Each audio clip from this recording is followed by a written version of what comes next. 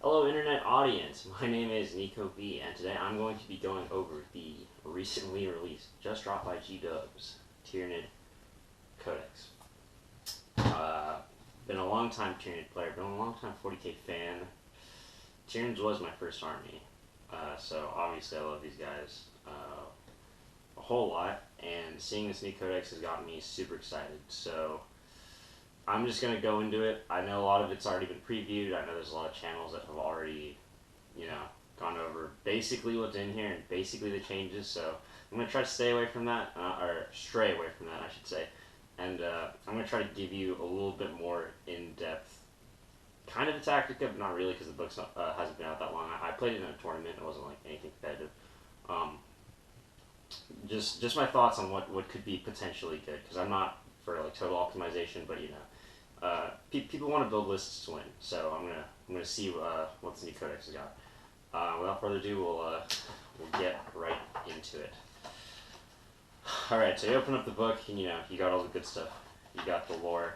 GW did a great job. It advanced the story a little bit so that it's around where the Indominus Crusade is, and like the effect that the Rift opening has had on the Tyranids. So it's kind of weird because they say like, oh, they're fighting demons, and like there's a potential for Tyranids to kind of be a like almost like an anti-hero kind of force in the galaxy, because obviously if the galaxy is just demons, then they're not going to get any biomass, and they're not going to be able to make more of themselves, and they yield nothing from fighting demons, which is one of the reasons one of the newer Chronos High Fleets was founded, because they basically learned that like fighting demons, they can't send a bunch of guys to their deaths, because if they were to do that, then they wouldn't get anything, because the demons, it's just warp matter, so they got really good at shooting, and they got really good at fending off psychic powers. Yeah, there's a lot of that good stuff here. We'll go over some of the units. We'll go over some of the units first and some of the changes they got. Not all of them, because like I said, the big changes were already previewed. So we'll just start with what I think there. Okay, so obviously the number one thing to talk about is the Hive Tyrant, because that's probably one of the biggest changes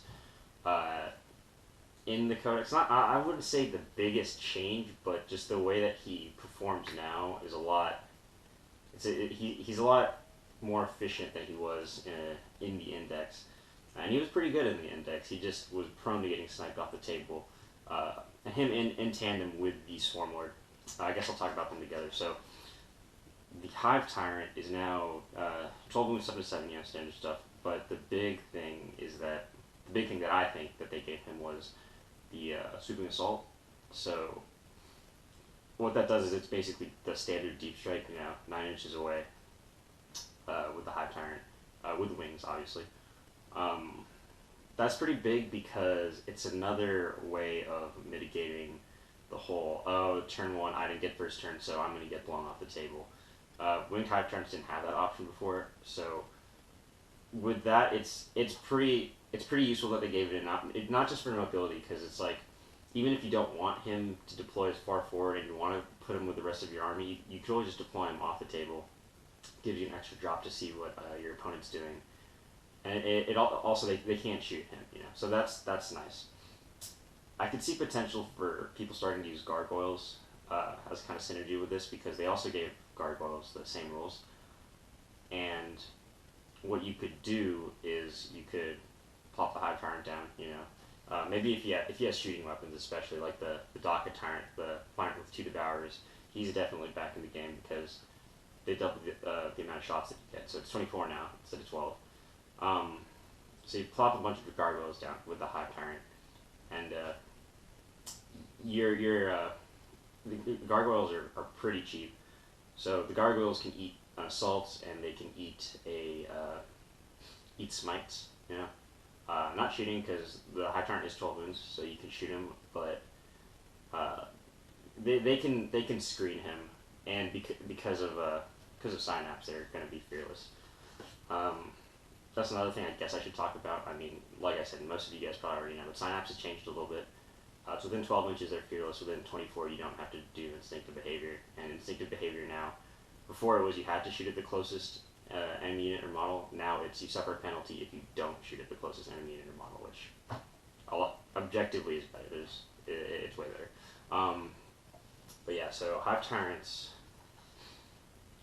So the way some of the weapons have been updated, like the Venom Cannon and the Heavy Venom Cannon, I think that you could see like those are really good guns, and I think that we could see them back on the Hive Tyrant. Like, it's not gonna be there's not gonna be a standard loadout for the Hive Tyrant, if that makes sense. It's not. I mean, Rending Claws is a pretty safe bet, and I think those are going to be put on a lot of them just because they're free and they help the Hive Tyrant out where he needs it the most, and that is when he wounds, because he's only strength 6. So he's going up against anything that's up to 7, which is most vehicles in the game. He's going to be wounding on 5s, and that kind of hurts, but the reroll to wounds helps to mitigate that just a little bit, and it's free, so, you know, can't complain. So yeah, that's good, and yeah, the Heavy Venom Cannon got changed because before it was a D3 damage, but now it's a flat 3. That's pretty good. I think we could see maybe even walking Hive Tyrants could take that, and you know, if you're one of the shootier armies like Chronos, you could just reroll those ones and send them back and blast away. Also, walking Tyrants I do think are a thing again, because while the flying Hive Tyrants definitely have the edge in mobility and what's it called? Mobility and that deep strike, like I said. I think that a walking Tyrant would actually fit really well if you're going for very specific army builds, like Jorgenmunder for one, because fly units they don't get the cover save bonus for not advancing or not charging. So a Flyrant wouldn't really fit well in that army, whereas a walking Tyrant could really help that walking gun line with that specific adaptation. But I guess I'll get into all that kind of stuff and those synergies later. I'll just try to go over the units. So in addition to that, the Swarm Lord, he got changed a little bit. I don't want to say he got nerfed. It's kind of a toss-up because some people think that he did, and some people think that he didn't, or he did not. You know, grammar. But the big change was that his Bone Sabers went from AP -3, or sorry, damage D6 to damage flat 3. But in addition to that, when you roll 6, you the target unit suffers a mortal wound in addition to any other damage.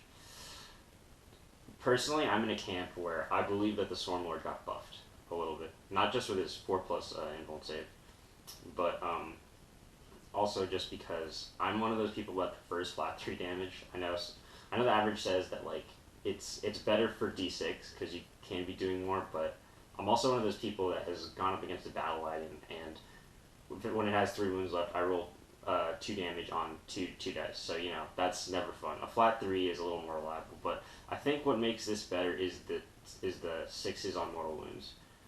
Just because if you're going up against a larger unit, it's going to help to peel off a couple models before it starts hitting with the regular damage. So yeah, I think that's why, I personally think that's why it's better, and you can like possibly do some damage to, I don't know, if you're going up against, like, let's say Gilliman, you know, you don't have a good chance to kill him just because that 3 of invuln, but you know, getting a couple wounds on there definitely helps. So I personally think the Swarm Lord got buffed.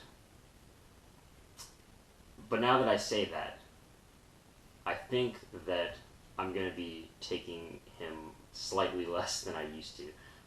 No offense, buddy, no offense.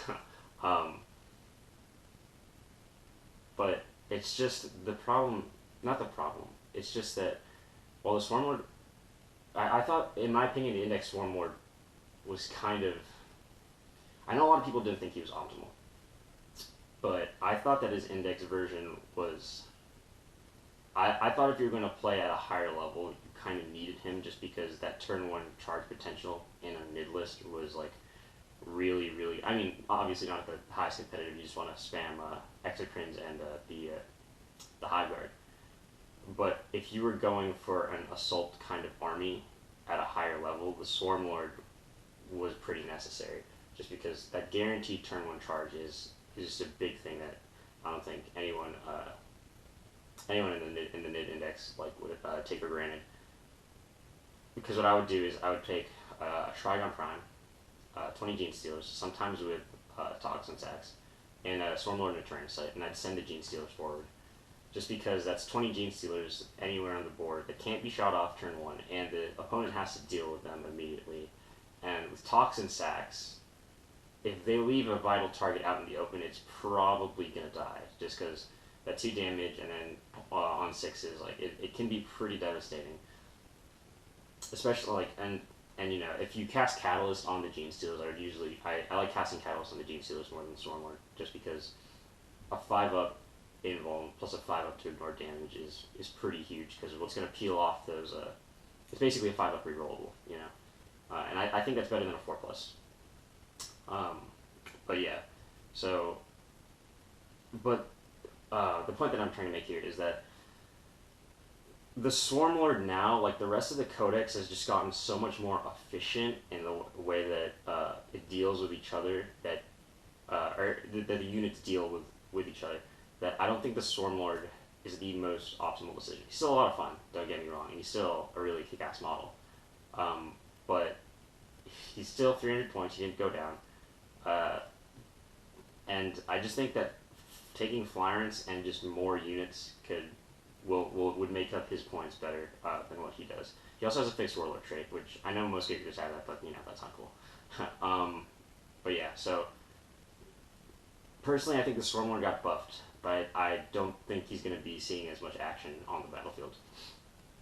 Okay, so moving along, Tyranid Prime stayed the same. Turgon got changed a little bit. You just spawn the Gaunts at the start of the movement phase instead of at the end. So he's not a transport that moves anymore.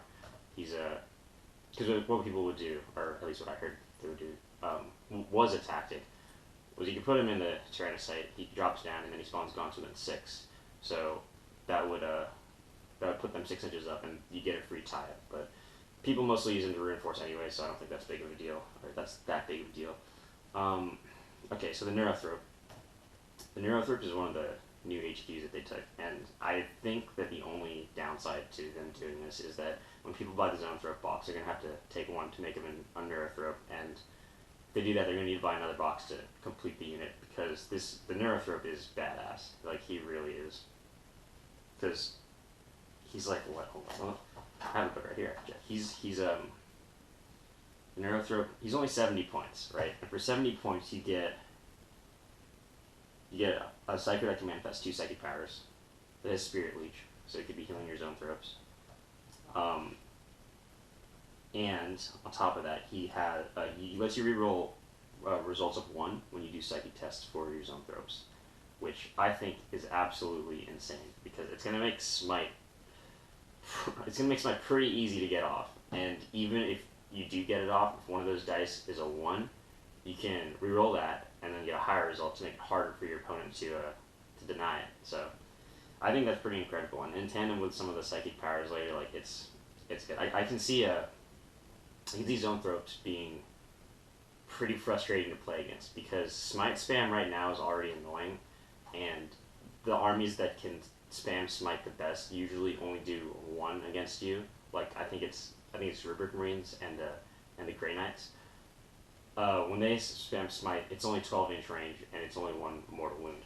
But when the Zoanthrope spam Smite, it is 24-inch range, and then it's D3, and then you get more if the more are in the unit. So you could really just pile on the mortal wounds here, and there's nothing that your opponent can do. If they have bubble wraps to protect their important stuff, then yeah, that's probably the only counter to it. But even then, that just leaves the rest. It's not terribly expensive to spam these Smites, and then the rest of your army can go up and shoot up whatever they need to. But yeah, Neurothrope, awesome model. He's only 70 points, so getting to that, he just makes it easier to get the Brigade or the Battalion, whichever one you're going for. Old One Eye. Okay, so Old One Eye is another. He got pretty big buff. He upped his points a lot. That's because he went from 140 to 200, but that is because he lost a loon, and now he cannot be targeted unless he's the closest, which pretty good. Before he just gets knocked off the table. But what this means now is that he should be able to make it into combat. He should. And when they took his wounds down, they also took away his damage bracket, so he's full functioning until he dies. And yeah, he's pretty incredible. Strength 7, toughness 7, 9 wounds, 5 attacks, and then they kind of nerfed his Berserk Rampage. Before, it was any hit you got would lead to more hits. Now it's on a roll of a 6, but the way modifiers work, if you charge, it's a 4. If you don't charge, it's a 5. Because he gets a +1 for charging, and he gets a +1 for his aura that affects Carnifexes, and, you know, he's a Carnifex. So, yeah, he's pretty good. I got to play him in the tournament, or in this tournament, on Saturday. It wasn't anything competitive, just a funsies tournament. But he went up against Magnus, and albeit Magnus was a little damaged, but Old One I still went up against him and in one turn took his head off, which I thought was pretty awesome. And it's because of that extra +1 Carnifex you get for charging now, because it cancels out the -1 for the Crushing Claws, and then it adds and then the other +1 that you get by being Old One Eye would make it so that monsters' Crushing Claws only hit on a 2+ if you charge, a 3+ if you don't, which basically means you're going to be using them for anything except against toughness 2 infantry, so you can get those reroll ones. But he's kind of the same thing with the Storm Lord. Before, I thought he was auto-take if you wanted to play Carnifexes, just because he gave that +1, and a 4+ weapon skill is not that great. But now that the Carnifexes have that by themselves, if they charge, which, you know, they should be doing, unless they're shooting, which you can do now, because they helped him out. Yeah, that's big. Just because I don't think, and with the points increase that he got, like, he's a boss, don't get me wrong. And if he gets in, he's probably going to kill whatever he's fighting. But I think if you're going to run Carnifexes, it might be more efficient just to run more Carnifexes, just because they can do more on their own. Okay, so Gene Stealers is next. It's a troop choice now, really good. Probably one of the best melee units of the game, if not the best. Still all their standard stuff. They have Acid Maw now, which is it's a head thing, because they basically gave parts to all the plastic parts in the kits now have a purpose. They even gave it to the Infestation notes, but I'll get to that in a bit. Acid Maws are just, they're attacks that are AP -3. So if you're going up against 4+ save infantry, then it'll get them. Then you should use that instead of the Rending Claws, just because it won't matter and you don't need to worry about rolling 6. But it also, there's a caveat here that says for every 4 models in the unit, 1 model may have flesh hooks and or when they have an Acid Maw. So for those head attacks, or those head attachments, you only get 1. Because the Acid Maw is free, which I thought was interesting, because you could just, I was like, so can you just take a whole, might as well throw it on it, you know, why not have it? But only 1 out of 5 can have it, or 2 out of 5 actually. Okay, next up I want to talk about their Extended Carapace, because I'm seeing a lot of people talk down on the Extended Carapace, because it only goes for 4+, and then there's a lot of -1 in the game, and you got a 5+ invul anyways. I think that it could be good, but I think it could only be good, or not only be good, but I think it's very situational, but I think it could work really well in a Jormungandr army, just because if you always count as being in cover, unless you're going up against Imperial Fists, or something that ignores cover, you'll have essentially a 3+ save Gene Stealer. So you have Space Marine Gene Stealers. If you take that, if you come up with a Trigon and you drop 20 Gene Stealers in your opponent's back line, if they fail their charge, they have to deal with 20 Gene Stealers, but they all have a 3+ save, and like I got like toughness 4, like that's pretty scary. I think even a Punisher would have trouble dealing with something like that. But like I said, it's situational, because you lose the advance and charge ability. That's the big minus to it. So I don't know. I think they could work, because they're only 2 points. They're not quite the investment as the Toxin Sacks. So you know, I think there's a place for them, but I think people need to start using them. The other big thing they got is the Infestation node. Essentially, there's a big paragraph here that says that you set up 4 of those the little spore things in your deployment zone before instead of putting your Gene Stealers down. and so they don't show up on the table. I think some people misread this because you don't set up an infestation node as a placeholder for the Gene Stealer unit. You set up 4, and then however many Gene Stealers you put in reserve, they can come out from any of the 4 within 6 inches. So that, I think that can be really good if you're playing defensively. It's cool because it's like Space Hulk, you don't know where they're going to pop up. But if somebody gets within 9 inches of it, then it disappears. So I would be worried about flyers just flying up and getting rid of all of them at once, and then, Gene Stealer's gone. Because they're destroyed if the infestation nodes disappear before they're deployed. But I don't know, because it's... I think Games Workshop understands the current meta of getting blown away turn 1, and I think Tyranids can deal with getting blown away turn 1 actually fairly well. Because for one, a lot of their stuff right now won't pop up on the board, because they have a lot of ways to do that. And this is just one of them. It kind of sucks because if you don't get first turn, you won't get to advance and get closer for assault, which all Gene Stealers want to do. But it also means that if you don't get first turn, you just well, I guess you have a free 6-inch move, so they'll be able to get, because if you put it if you put one at the very edge of your deployment zone, you can move up 6 inches. But yeah, I don't know. I think it's a cool rule. I think people need to experiment with some of it, because I could see it throwing some people off like a lot. And the big value here is not getting blown off turn 1. That's the big thing. So we'll see. It's still early. Codex I've only played 3 games now with it. So yeah, Termagants, Hormagaunts, and Ripper Swarm are all the same. They got rid of the spike rifles. The Termagants and the other thing I forgot what it's called. If you're actually disappointed by that, I'm sorry. Okay. Death Leaper got nerfed a lot because, well, him and Lictor's lost instinctive behavior, so that's good. But his It's After Me is completely different. Before you pop up within 6 inches, so guaranteed charge of a character that you nominate. Now you just reroll hit and rolls, which is good, but like he's not what he used to be. I used to take Death Leaper a lot, but I don't think I'm going to anymore. Okay, so Zoanthropes, I kind of went over with the Neurothropes. There's not much else to say other than they're going to be pretty disgusting, and I think they're going to frustrate a lot of people. Let's see, nothing else. Gargoyles, I went over that with 5 turn. The Spore Mines. I'll get to Spore Mines later, because there's a stratagem that I think could help out with them a lot, but I don't know if it will. But yeah, they really haven't changed. Exocrine got cheaper a little bit. I thought he was going to be the unit that got nerfed, but he got a few points cheaper, and he stayed the same.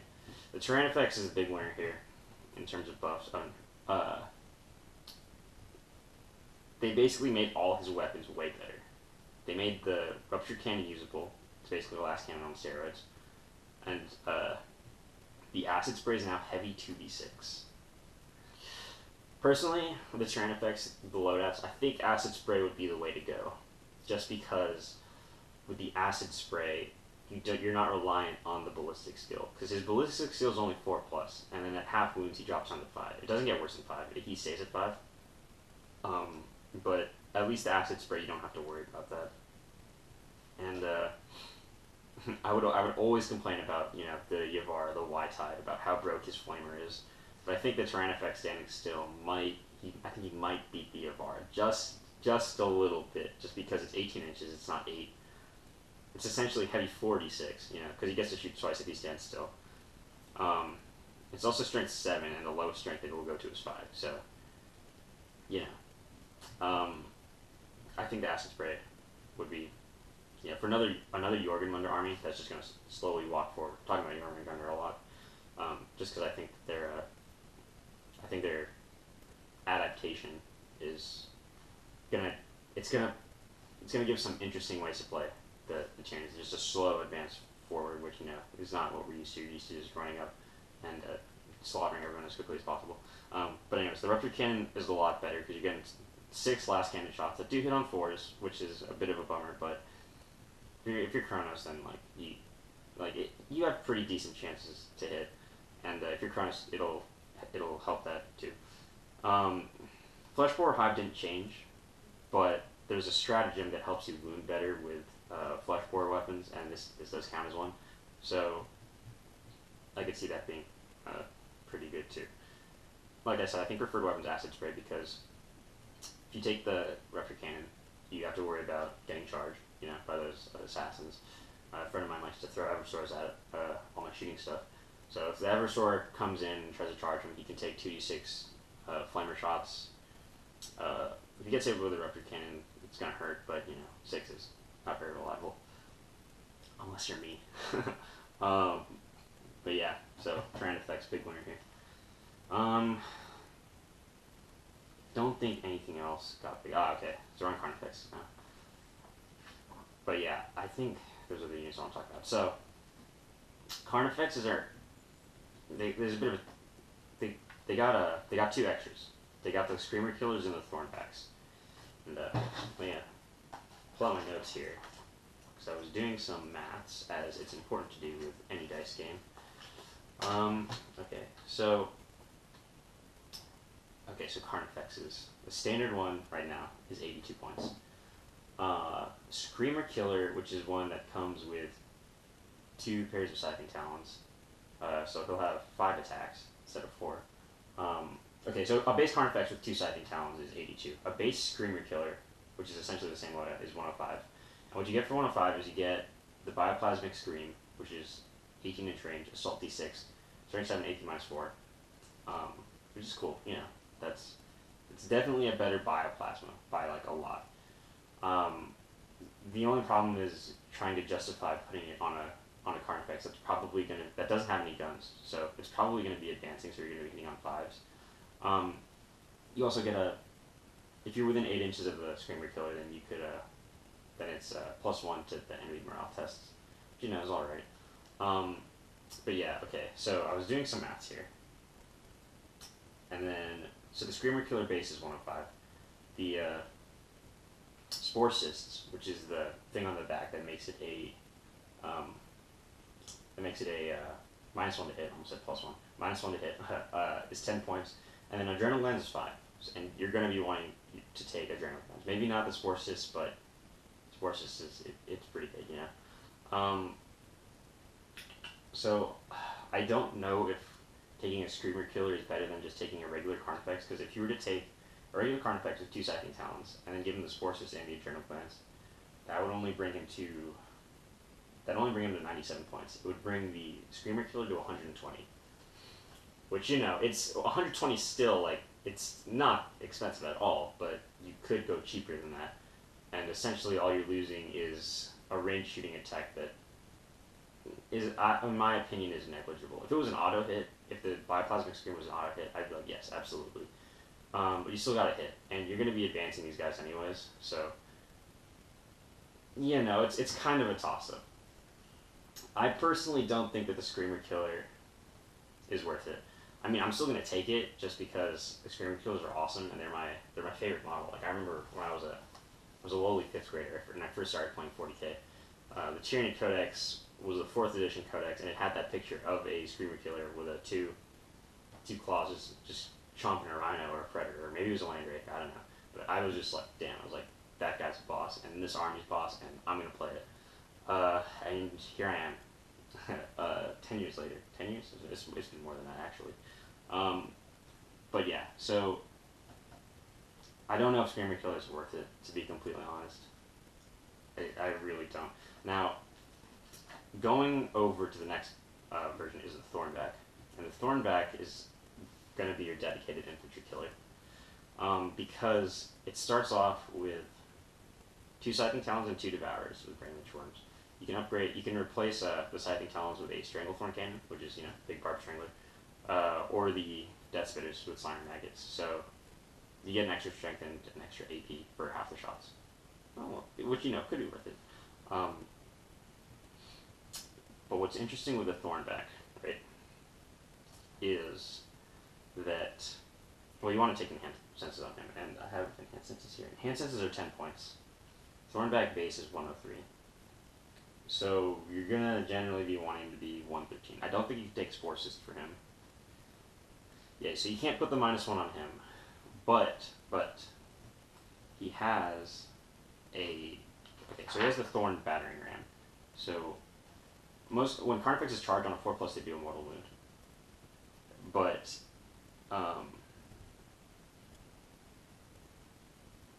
I'm actually reading a little bit more, but I didn't read this other part. But so the Thornback on a 4+, it suffers immortal wounds, but infantry units suffer D3 mortal wounds, and you add 1 to the hit rolls for the Thornback that charged. And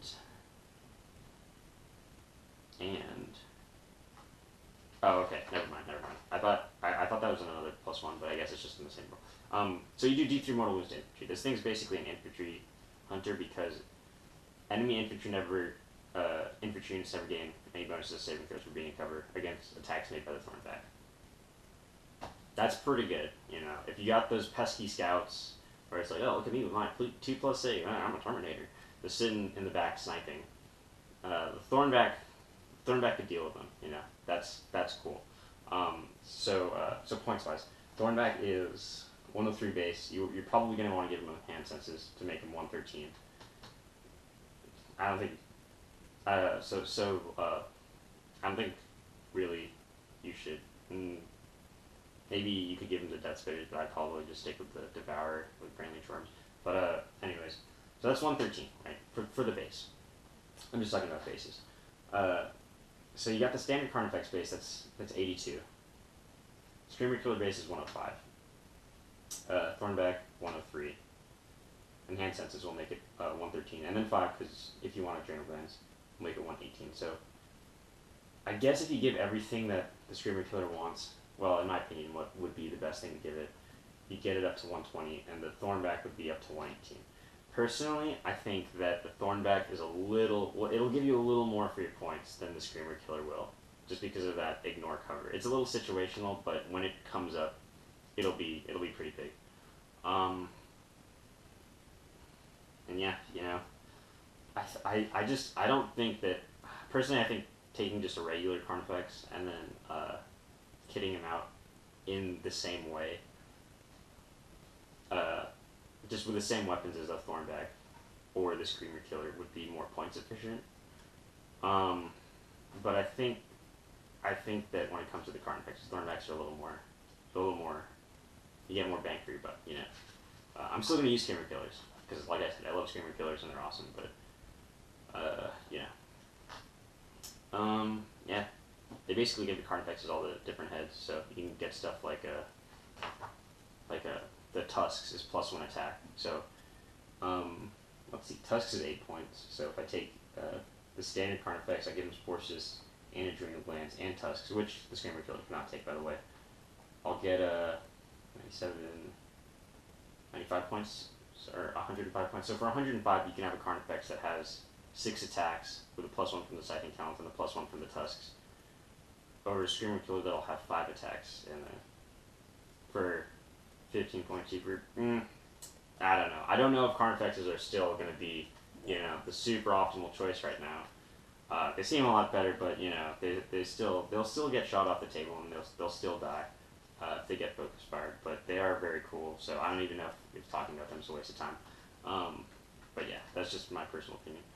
Screamer Killer, but they're both cool. Both definitely take them if you're a Tyranid player. At least try. You know, I could be wrong. I never know. Moloch. I'm one of the people that thinks the Moloch is good because there are other people that suck. That think that people that suck. People that think it sucks and people that think it's good. I think it's good just because it's a 105 point distraction. There's 105 in the index. It might have gotten cheaper since then. Trigon Prime both got a little buffed just because of the tail weapons. The way the tail weapons work now is they're in addition instead of taking up one of your attacks. So before, the Biostatic Rattle was like an auto take just because you got an extra regular attack for the Prime because it didn't have that limitation. Whereas now it's in addition, so you don't need to take the bio so you don't want to, which is nice. I appreciate that. Trigon, same thing. They both lost an attack, kinda, but not really because it's the same thing with the Hive Tyrant. The tail attacks count as 1, so they didn't really lose an attack. They just took 1 and made it so that they took 1 away because 1 had to be dedicated to the tail. So it simplified it in my opinion. So yeah, good, all good. Tyranid got cheaper a little bit. With the 5 Barb Stranglers, I think it's under 140 now. And Harpies and Hyperons got moved to the flyer slot, which in my opinion is a nerf just because they still don't have hard to hit, and it's going to be a little harder if you use those units. It's going to be a little harder for you to get to the brigade detachment. That's what, because everybody wants those command points. It's going to be a little harder for you to get there, but it makes sense. I'm not upset or anything. For the weapons, okay, so for the weapons, the 2 that I really want to talk about, that in my opinion, just thank you GW for one. The 2 that I want to talk about is the Venom Cannon and the Heavy Venom Cannon. So before, the Venom Cannon was strength 8 AP minus 1 damage. It's like, yay. And the Heavy Venom Cannon was strength 9 AP minus 2 D3 damage, which is better, but, and they were, they're both Assault D3. What they did to change that was now the regular Venom Cannon is D3 damage, which a billion times better for one. And the Heavy Venom Cannon is flat 3 damage, which, why I said earlier, I think Venom Cannons on Florence, or even just a Walking Tyrant, could be really good. But yeah, the rest of the weapons generally are the same, besides the Rupture Cannon and the Acid Spray. But yeah, good stuff. Alright, let's get to the nitty gritty now that, how are we doing for time? I don't know, I can't see from here. Alright, so that's the units. Now I want to talk about the adaptations, because this is where things get interesting. These were already previewed, so I'm going to assume a lot of you have already read them. And you know what each one does, because they were on the Warhammer community page. See how nice GW is. You don't even need the codex to know. It's bad for our enemies. But, bad for us in the case of our enemies. But, so going over the Hive Fleet adaptations, I think they're all really good. But I think that the big loser here is Behemoth.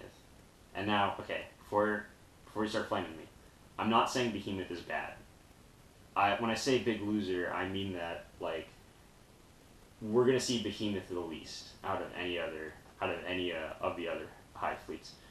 And I love, first off, I love Behemoth, because I really like how fluffy it is, where each Hive Fleet really does actually represent what, like, the adaptations that each Hive Fleet took as it went along. Like, Behemoth re-rolling failed charge rolls for units for this adaptation, like, that's cool because it's, like, it's very simple, but, like, that's how Behemoth should be, because, they were the first Tyranids to enter the galaxy, so, like, and their whole plan was just just run forward and just be like a sledgehammer. So, be like a sledgehammer and hit like a truck. So, re-rolling failed charge rolls helps them do that, that's cool. And then it gets a little more advanced with Kraken, where they, like, they spread out and try to take the galaxy on various fronts, and they can fall back, or they roll 3 dice for the advance, and they can fall back and charge, which pretty big. So nobody's charging Gene Seals with tanks anymore. I mean, they can, but and that just makes their whole army more mobile, like the Hive Fleet itself has. Okay. And then Leviathan, which is Ulthway. I think Leviathan's a little weaker than the other 6+ kind of ignore damage craft rolls, kind of chapter tactics for each thing. Just because you need to be within 6 inches of a friendly Synapse unit, and because Synapse became a little less important, you're probably not going to be as huddled around with a lot of your stuff, because you don't need to be. So, it's still good, okay? People who say that the 6+, it's like, if you have that army wide, like, that's pretty huge, and you have this essentially on all of your Synapse creatures. So your Florence and your Swarmlord, they have a built-in 6+ ignore damage. Like that's big. That's really big. The bosses always they always seem to give like the main like the poster boys from each army the 6+. Feel my pain, like Ulthway got it, and then now Leviathan getting. I guess that's not true in the Space Marines because Grisly Man. But anyways, okay, so now I said the big loser Behemoth, which, like I said, not bad, Not bad, just what we're going to see the least, because of like the stratagems and the warlord traits from later on. Actually, now that I say that, Leviathan might be might be the least pick. It's kind of a tie between the two. They're both really good. Okay, don't get me wrong. I'm not like when I say loser, I'm just saying what we're gonna see the least. But anyways, I think the best one here, personally, it's kind of tough, because you don't just take into consideration what the adaptation lets you do. You got to take into consideration the relics you get, which are actually good now, and the stratagems that you get with each one. I think the best one personally is Kraken, just because being able to fall back and charge is huge. I play mostly an assault army for one, so if you play a shooting army, obviously you're going to think that Chronos is the best. But I think the best one is Kraken. I think Chronos follows a close second, and I don't think Chronos follows a second just because you can Exocrine spam and Hiveguard spam and reroll those ones if you stand still, which you're probably going to do. I think Chronos is the second best because of its ability to shut down Psychers.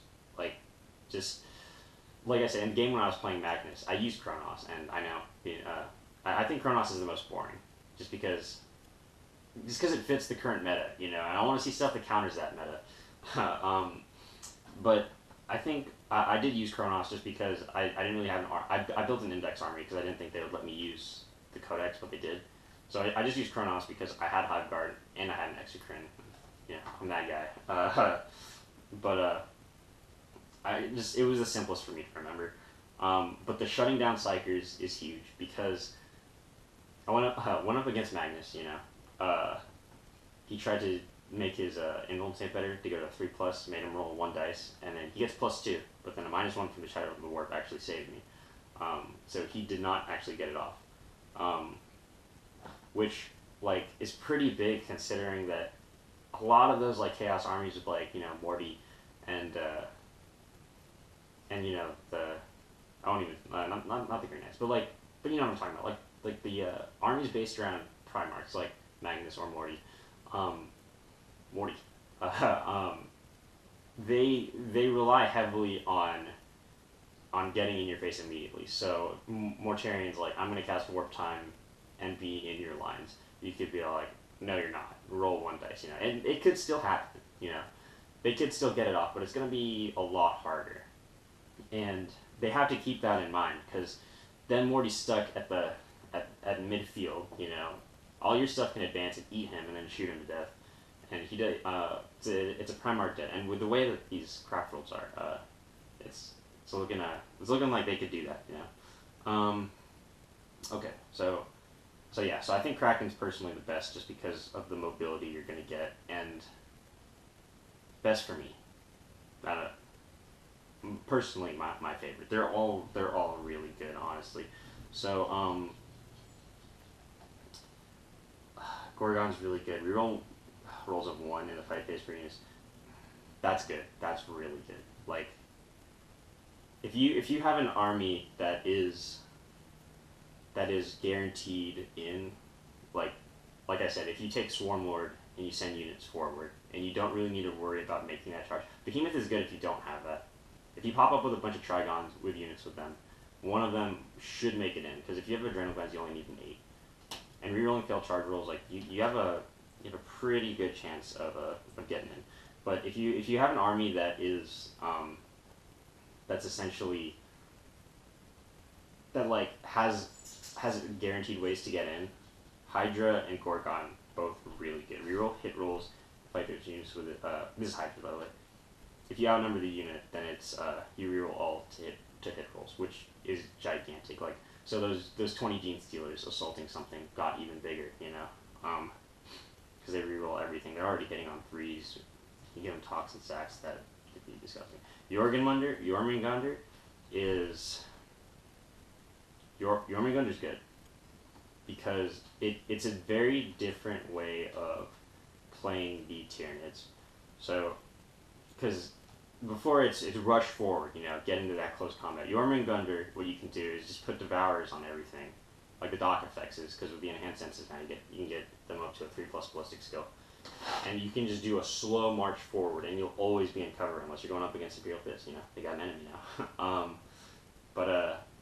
You can just do a slow march forward and just rain Daka on your enemies, which is awesome. But Jormungandr, I think we're going to have to wait a little bit to see the results of how good it is, just because I don't think a lot of people have armies built specifically to beat Jormungandr. But yeah, I don't know. I think Filmline Gaming just released a Jormungandr battle report, so obviously I'm wrong there. But yeah, and then they're all good. They're all really good. Okay, so going on stratagems is the big one. There's a lot of these that were already previewed. Okay, I'll go over some of the ones that people didn't talk about, and some of the high fleet specific ones. Grab I'm gonna try to stay hydrated here. Okay. Psychic Barrage is the indicator thing, both the zone throws. Bounty of the High Fleet is one where you can spend command points to get another artifact. I don't think any of the artifacts are so good that you want to take another one, because a lot of them are High Fleet specific, and a lot of them, the ones that aren't, I don't think you're ever gonna use. You can spend 3 to get 2, but I don't think you're ever gonna really want that. Rapid Regeneration's cool because in an army where you can't repair anything, we're not at that. We're not the guard. Spending 2 command points to be able to heal wounds on your dudes, that's good, just because it could get you out of one of those brackets, or it could save you if you're worried about taking Overwatch on the way in. Scorch Bugs, okay, so this is the one that was that I was talking about earlier with the Tyranid effects. That is you take flesh spores, or a unit with flesh spores, so it's probably going to be this guy right here, or some Termagants, and you can add 1 to all wound rolls made for that unit's flesh spore or flesh spore hive made in that shooting phase. So yeah, that's pretty gross, because if you take the Tyranid effects with a flesh spore hive, you stand still and your Chronos, you're rerolling 1s, strength 5, so you're wounding land raiders on 5s, you use this for wounding them on 4s, or you could go up against Marines and wound them on 2s, it's real good, to say the least. One of my favorites was one that was already previewed, but I gotta talk about it. It's when a Gene Stealer, a Lictor, a Toxicrane, or a Venom Throw kills a character, you just gain D3 command points. Basically, they're eating the brain and then relaying the information back to the hive mind, which is awesome. And you don't lose anything for doing it. You don't even potential. It's 1, so and you're always gonna get 1 back. So might as well use it every time. That's great. That's awesome. Let's see, Implant Attack. Implant Attack is one where you, in the fight phase, if you're fighting something that's not a vehicle and it gets wounded but it doesn't die, on a 2+ it suffers a mortal wound. So that'll help a lot if you get those pesky characters down to 1 wound. You can just toss it on there. Okay, Metabolic Overcorrect. This is the one I was talking earlier with Spore Mines, because it says, use this stratagem in your movement phase. After moving a Tyranid unit from your army, you can make a second move with that unit, including advancing if you wish. But when you do so, you must roll a dice for each model in the unit. For each roll of 1, inflict a mortal wound on the unit. This unit cannot shoot or make a charge this turn. So that sounded like the Swarm Lords at first, but can't shoot or make a charge is pretty big. But, if you use it on Spore Mines, Spore Mines don't need a charge and they don't need to shoot. If you use it on Spore Mines, can you use it on Spore Mines is the question, to just get them in, or just get them to explode. I mean, I don't know, but that's hilarious if you can, because I always make jokes about making all Spore Mine armies, and maybe it'll come true for this one. Okay. Single-minded annihilation, you get to shoot twice. That helps if you've got, I don't know, maybe 30 Gaunts with Devourers all popping up in it with a Trigon. So you get 90 shots, and then if you don't wipe out whatever you're trying to kill with that, you get 90 more. Pretty insane. You could wipe out whole armies with that. Infantry-wise, not the entire army, but you can get rid of screens real easy with this one. Grisly Feast. Whenever Ripper Storm or Horror Specs is within 6 inches of an enemy, they must add 1 to the morale test. I can't see anyone ever using that, but it would be really funny if it happened. Just because, things get eaten. That's scary. Okay, Pathogenic Slime. This one's really big because you add +1 to the damage of all monsters. So, Tyranid effects over here, for shooting by the way, not in the close combat, but Tyranid effects over here. His Flamer suddenly becomes 2 damage, with potential of doing 4. and the Exocrine becomes a 3 damage Exocrine. Like, that's crazy. Even if you put it on his last cannons, or on his last cannons, it's still a pretty big win. It's a really good one. Spore Field. It's 3 command points, but like you're probably gonna have to pay reinforcement points, so I can't imagine anyone ever using the reinforcement ones. Invisible Hunches for the Lictor. The Lictor can fall back, shoot, and charge, which maybe might be good. Might be very situational if you get stuck in and you're trying to go after a character. Powers of the Hive Mind. You use this on a Psyker and it can immediately attempt to manifest 1 more psychic power. So, could be good, but with a lot of stuff manifests 2 anyways, and it could be good for getting off an extra smite if you're trying to throw some powers out there. But I mean, it's good. It's nice to have. I'm not knocking it or anything. I'm just saying, like, usability. I don't know if you'll be using it that much. But I'm glad it's there because I could definitely see it being used more so than the Ripper Storm thing. That's for sure. Okay, Pheromone Trail is one that I need a little bit of clarification with. So I'll read it to you. It says, use a stratagem when a Tyranid infantry unit from your army is set up on the battlefield as reinforcements if there is already a lictor from your army on the battlefield. You can set up the unit wholly within 6 inches of the lictor and more than 9 inches away from any enemy models, rather than the following normal rules for setting up the unit. So it says set up on the battlefield as reinforcements, right? Does that mean reinforcement points, or is it just anything that, like, can you set something up in reserve? Because I mean, if it's reinforcement points, then essentially you're only like going to be paying for termagants, right? Because it's the only thing that you can pay for reinforcement points. I don't really know how reinforcement points work. I'm just that one just confused me a little bit because I would think that the only thing you'd use reinforcement points for was termagants. But if what this does is turn your lictor into a summoner, and you can pay reinforcement points to have Gene Stealers pop up with a lictor, like that's cool. That's awesome. It's got to be infantry, but I mean that's still pretty cool. If it becomes a summoner. But I don't know. Like I don't know how reinforcement works because I never do it and never played Chaos, so might need a bit of clarification on that. But I can see that being cool. Death Frenzy's big because. Death Frenzy in tandem with a Warlord trait later on. It's when a Tyranid character from my army slain can immediately either shoot as if it was a shooting phase or fight as if it was a fight phase.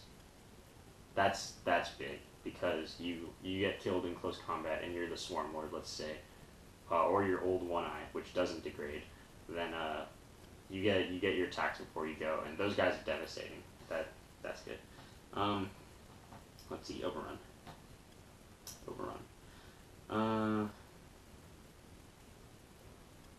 So it basically takes away that you don't have to pile in 3. You can move in advance as if it was your movement phase if you destroy a unit in the fight phase, which could be very useful. You can't pile into anyone, but that could be useful, grabbing objectives. Voracious Appetite. Okay, this one's also really good. It lets you reroll all failed wound rolls for the model. It has to be a character or a monster, but all failed wound rolls until the end of the phase. Which, if you're the Hive Tyrant and you like I said, you have trouble wounding things, that's what's going to come into play and help you out there. Okay, so now we're going on to a bit of the High Fleet specific stratagems, which they're very good. So Jormungandr is, you can set it up with Raveners or a Moloch, and like not just a Trigon or Trigon Prime, and you can set up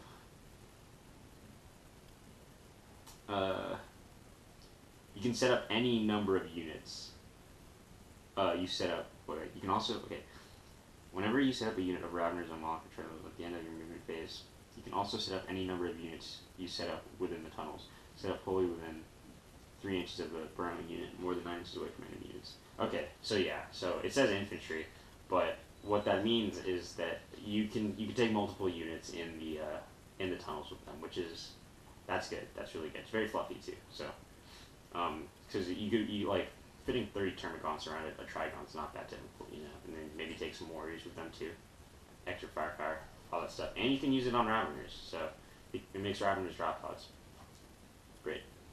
Behemoths is, use this stratagem when a behemoth unit from your army completes a charge move. Roll a dice for each model in the charging unit that is within 1 inch of an enemy unit. Reach roll of a 6 or a 2+ for a monster. Inflict 1 mortal wound on an enemy unit within 1 inches. That's alright. I mean, if it's a monster, I don't think it's really worth it. Maybe to get that extra, maybe to get the mortal wound, maybe. But if you have a whole bunch of Termagants or like a big unit, then yeah, this is pretty good. Because there's another one here that's caustic blood, and it's every time one of your guys is slain on a 6, it does a mortal wound. So if you get enough bodies in there, pretty good. Because healing off. If you're going up against infantry, against vehicles, it's not as good. But let's say you're going up against like a badass melee unit, like Khorne Berserkers, you could peel their numbers off just a little bit before you hit them, which could be worth it. Okay. Sorry, buddy. So Leviathans is kind of weird because it's if an infantry unit can fly and an infantry unit that can't, they both attack. If they both attack the same target, then you reroll hit and wound rolls of 1 in this phase for attacks for Leviathan units that target the enemy unit, which could be good if you got enough stuff in there. I don't know. It's a bit situational, but that does happen a lot, especially if you have Florence. So good. Call the Brood, another reinforcement one that probably no one's gonna use. Adrenaline Surge, 3 command points.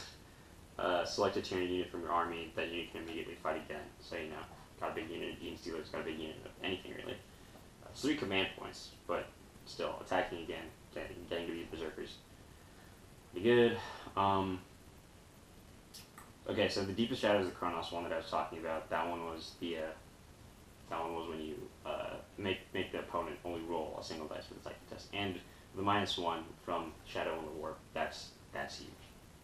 It's really good. You can shut down entire game plans with that, and not to mention Soul Burst. Oh my God, no more Soul Bursting. You could just thank you, GW. But yeah, using it to shut down Soul Burst, help shut down. Okay, so Gorgons is that the Toxin Sacks do they do extra damage on a 5+ rather than a 6+. For Gene Stealers, that could be good if you're going up against Primaris.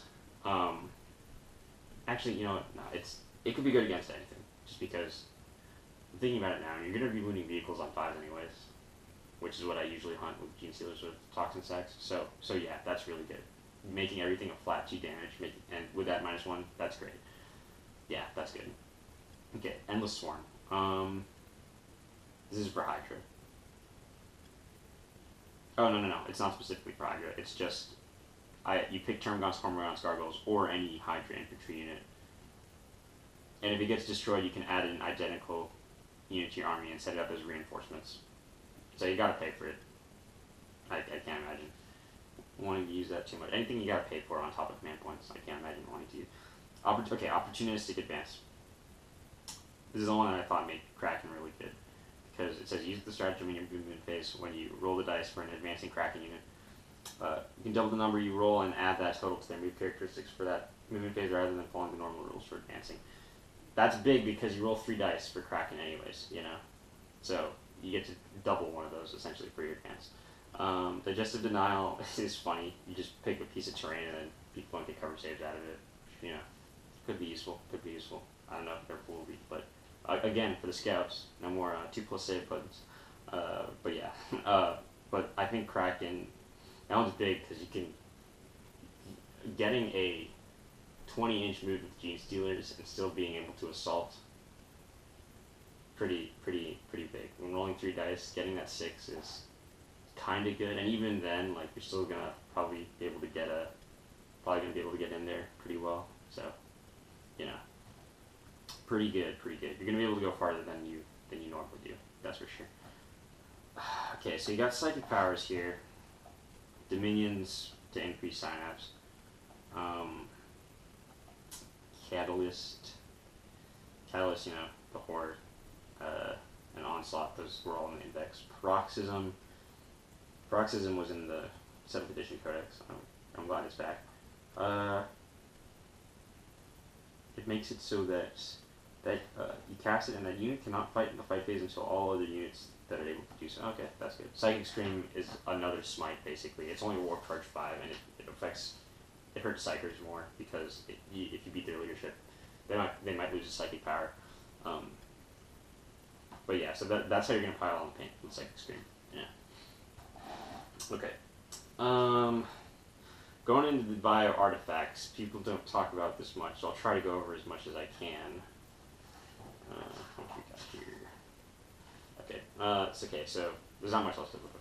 We're almost done. Almost there. So Size of Tyranid. Behemoth model with monstrous Siphon Talons only. The Size of Tyranid replaces the model's monstrous Siphon Talons and has the following profile. Strength, so melee weapon strength 1, AP minus 3, damage 3. Okay. Okay, that's pretty good. That's pretty good. So it replaces monstrous Siphon Talons, which isn't massive Siphon Talons. So this is probably going to go on Gene Sealers or the Hive Tyrant if you give them the monstrous Siphon, monstrous Siphon Talons. I thought it was Running Claws. My bad. So, yeah, so it can't go on the Trigon, but it can go on to a Hive Tyrant, and the +1 strength is actually pretty huge. Because like I said, like with the whole wounding thing, that +1 strength helps a lot. And on a 6, you get to make more attacks. Ooh, that was pretty good. Maybe I was wrong about you, Behemoth. Yeah, that was pretty decent. Imgarl factor. Imgarl, I don't know how to pronounce that. At the beginning of each fight phase, roll a d3 for this model and apply the following effect for the duration of the phase. A 1 is a +1 strength, 2 is +1 attack, and 3 is +1 toughness. Yeah, it's another melee thing, but it's all pretty decent, and it's not restricted to a high fleet, so anyone can take it. The Reaper of Obliterax is a bone sword or lash whip. On a wound roll of 6+, this weapon inflicts double damage. So yeah, that one's pretty solid. A Chameleonic Mutation for Kraken. This one's pretty big. It's for Kraken models only, and your opponent must subtract 1 from all the hit rolls for ranged weapons that target this model. Anything -1, I'm telling you, -1 really screws armies over, like big time screws armies over. So anything that you can add on to that to help mitigate the getting blown off table turn 1, which is worrisome, or even halfway when you're halfway up is helpful. Which that artifact is also one of the reasons I think Kraken is the best. Hyper-adaptive biology, Gorgon model only. From the end of the first phase in which this model suffers any wounds, add 1 to its toughness for the remainder of the battle. That one's good. That one's good because there's another warlord trait that lets you reduce damage. So if you take those two together, if you're a Gorgon, then you can have a toughness 8 Hive Tyrant that takes 1 wound less, 4+ invuln. That's good. And you have that rapid regeneration to help you heal wounds in case it gets too low. Like, that's good. That's good. It's making me want to play Gorgon, actually, because I thought Gorgon was the one that I would want to play the least, just because rerolling 1s in the fight phase is good, but it doesn't, like, it just seems a little lackluster. It's really good, but I mean, like, I want to do like all the fun stuff, like with Hydra and Swarm, or like with Kraken, and go really fast. Gotta go fast. But I do want to play Gorgon. I want to try him out now. And I can, because my guys are not they're not any specific high fleet. Let's see. Slayer Sabers, this is Leviathan, Monstrous Bone Swords. A model armed with Slayer Sabers can make 1 additional attack with them with the fight phase. In addition, if an infantry or biker model suffers damage from this weapon but is not slain, roll a d3 at the end of the fight phase. If the result is greater than that, model with the remaining number of wounds is slain. That one's alright. I'd prefer, if they made it a d6, it would be better. Because, I mean, it does 3 damage anyways. So, yeah, that one's alright. Leviathan, you need to pick up some of the slack. I said Behemoth earlier, but I'm starting to think it's you. Slender Maggot Infestation for Hydra. It is the Death Spitter the two Death Spitters, you get half the shots, but you get to reroll all failed wound rolls, which, being strength 7, is important. So that's pretty decent. You do get half the shots, but rerolling failed wound rolls kind of helps balance it out. I don't know. I'd definitely at least try it if you're going for Hydra. The Balethorn Cannon. So this is where more anti-psyker stuff comes.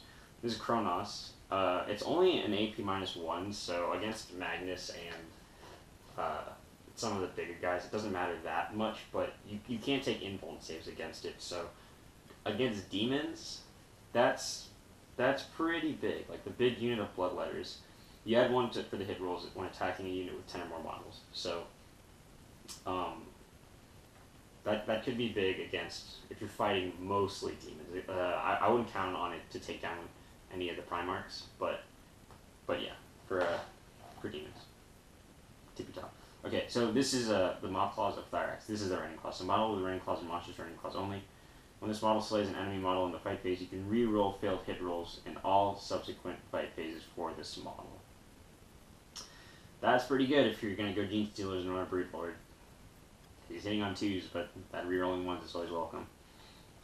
The Norn Crown. This is like the only one that people would take in 7th edition. Friendly High Fleet units do not suffer the penalties to their hit rolls and charge rolls incurred from the Instinctive Behavior ability, whilst they were within 30 inches of this model. So, pretty good. You know, it definitely extends it, and it's helpful if you got a lot of Carnifexes stomping around. Miasma Cannon. Model armed with a Heavy Venom Cannon only. The Miasma Cannon replaces the model's Heavy Venom Cannon that has falling profile. So strength 9, AP -2, 3 damage, which is basically a Venom Cannon, but if you're within 8 inches... Oh, okay. It auto hits targets within 8, and it always wounds targets other than vehicles on a 2+. That's good. Yes, I like that. I like that quite a bit. Because I'm thinking now, other monsters, you know, it just says vehicles. So, other big monsters, you can be wounded on 2+. Alright, yeah, Riptides, I'm looking at you. That's good. I mean, it's strength 9, so a lot of the you're going to be wounding on 2+ anyways, but a lot of the tougher stuff, wounding on 2+ is huge, so that's good. And auto hits at 8 inches, that's cool. And Infrastronic Roar is for Yorimunder, and enemy units within 6 inches of this model must attract 1 for their leadership, so. Yorimunder, I'm sorry, you got a bit of a short stick there. That's probably why they put you last. Okay. Let's see. Okay, so Alien Cunning, okay.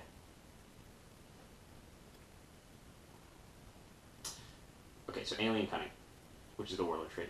I'm trying to get through this quickly now. This is the one that the Swarmlord needs. You can reset him anywhere you want on the table. Heightened Senses. Your Warlord never suffers any penalties to their hit rolls. But Overwatch is still on 6s. That's pretty good. If you have a close combat guy, and he degrades, and you get into close combat, and you die, and you want to use that stratagem to finish off your whatever killed you in close combat, then you know that could be good because you won't be a minus to hit. That's actually pretty good. That's a good one. Yeah. I mean, you know, Synaptic Linchpin. Add 6 inches to the range of the Warlord's Synapse ability. That's pretty decent. You know, Synapse is always welcome. Mind Eater. Each time the Warlord slays an enemy character, choose a friendly high fleet unit within 3 inches. At the end of the phase, the unit can move as if it was the movement phase. Okay. Okay. Yeah, I could see that being useful for objectives. Very tactical. I think that should have been the Swarmlord's fixed trait. Instinctive Killer is the beginning of the battle before the first enemy begins. Choose an enemy unit. Okay, you can reroll failed hit rolls for the Warlord for attacks that target that unit or any unit that has the same data sheet. That's pretty cool. You're trying to kill Hellblasters, you know, pick the Hellblasters. You know, if somebody's spamming a certain thing like Wraithguard, or you know, like Crisis Suits, I pick Crisis Suits. You know, that's good. And that, in addition with that Heavy Venom Cannon on the flyer that does 3 damage, pretty devastating. Let's see, Adaptive Biology. This is the one where it's a -1 to, or when you lose a wound, at the end of that phase, you subtract the damage by 1. Okay, so this is old One Ice Fixed trait, and I got a bit of a funny story here. So when I was playing in that tournament, I had Old One Eye, and he was my warlord because I was just running Carnifexes. And at the beginning of the game, the guy I was playing, he threw down an orbital bombardment, and he rolled a 6 on Old One Eye, so he lost that wound. So this activated, and then Old One Eye regains a wound at the start of the turn anyways, so he went back up to full, and he was taking 1 less damage throughout the rest of the game, which I thought was hilarious. But yeah, just thought I'd share that with you. It's a good one. It definitely increases the survivability, because when you take damage, this makes Hellblasters a lot less scary to deal with. It makes autocannons a lot less scary. And it's a little harder to decide if they're going to overcharge or not, you know. Because I did see that in a guy I was playing. He had a unit of Hellblasters, and it's kind of more of a toss-up, because it's only doing 1 damage, but you're wounding easier, so... you know, on Tyrants, Florence Tyrants, I love that. I just think that in tandem with all of this, like these warlord traits, in addition to the artifacts and all that, I just think that Florence could be just so, Tyrants in general could just be so good, and I think there's such a versatility to them that the Swarmlord doesn't have. You know, Swarmlord has versatility for the entire army, but each Hive Tyrant can just go so beast mode with each one. Like Heightened Senses is amazing. Instinctive Killer I think might be a little better. Adaptive Biology is great. Like, you know, they're really working. I think they worked really hard to make it, like, to make this army more survivable, which was their main problem with the Index. You know, they get shot up and then they die. But you know, I like this. Thank you, GW. I appreciate it. Okay. So here's the High Fleet Warlord traits. Each time you make a wound roll of 6+ for the Warlord in the fight phase, the attack inflicts 1 additional damage. Okay, Toxin Sacks, basically. Kraken, in each fight phase, you can pick 1 friendly Kraken unit within 6 inches of your Warlord. That unit can fight first in the fight phase, even if it didn't charge. If the enemy has units that have charged, or that have a similar ability, then alternate choosing units to fight with. Okay, that's really good. Like, I mean, I don't want to say that's really good because I play Orcs a lot, so charging is a big thing. I know a lot of the meta is shooting, so that might seem a little useless, but to me it's good, especially if it's a close combat army. Like, you get charged by a unit of Berserkers, I get to go first with my 20 Gene Stealers. You know, that's huge. This is another one where I think that Kraken is really good. Kraken flows really well together with their stratagem, their artifact, and their warlord trait. They're just really good. That's all I can say.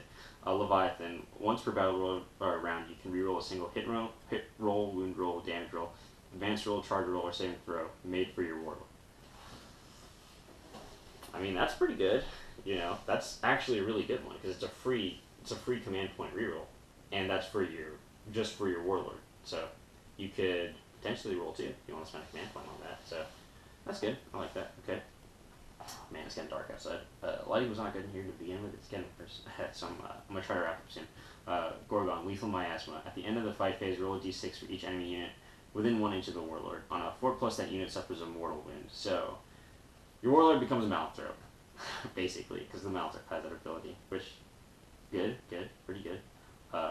Jormungandr, Insidious Threat. Enemy units never gain any bonus to their saving throws for being in cover for attacks made by the Warlord or felony. Ooh. Pretty good. Becomes an Imperial Fist, you know. Jormungandr. They are yellow and black, which is an inverse of the Imperial Fist colors, right? So, you know, they learned. They like to share tactics. They're secretly best friends. Hydra, Endless Regeneration. At the beginning of each of your turns, roll a dice for each wound that your Warlord has lost. For each roll of 6, your Warlord regains a wound lost earlier in the battle.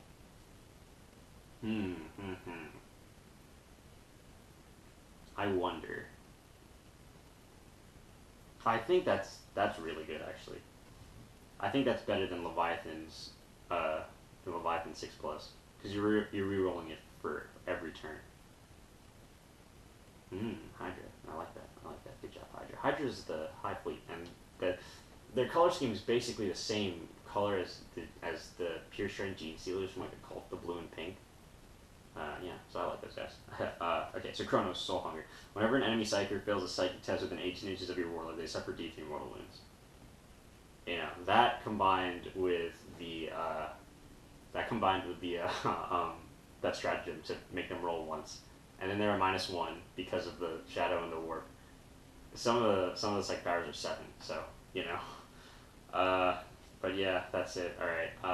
Camera's probably gonna die soon.